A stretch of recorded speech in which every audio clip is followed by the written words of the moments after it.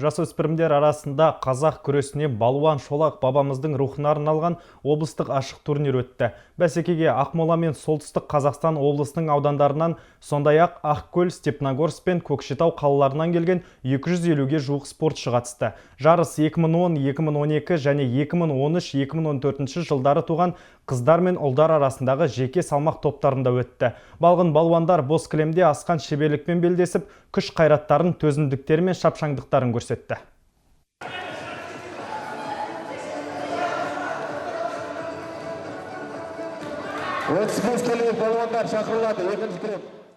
Әр белдесу жоғары қарқынмен өтті. Балалар қарсыласының әдісін аңдып, ұтымды сәтте шапшаң қимыл жасап, түрлі әдіс көрсетті. Кейбір салмақ дәрежелерінде белдесулер өте тартысты өтіп, жеңімпаз соңғы секундтарда анықталды.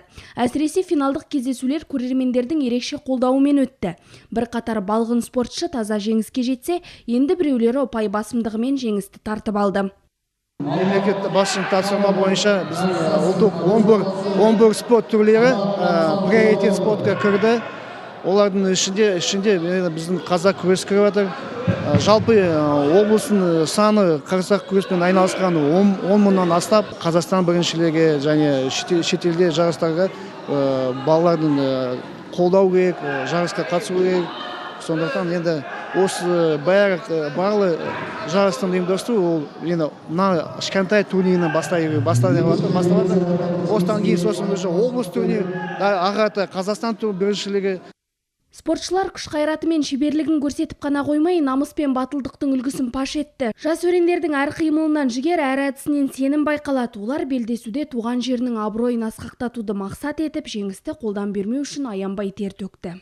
Мен бұл жарыста финалдамын. Және де мен 2 белдесу өткіздім. Екеуі де Көкшетау қаласының палуандары болды. Маған қиын болды. Көкшетау қаласында батыр палуандар шыққан.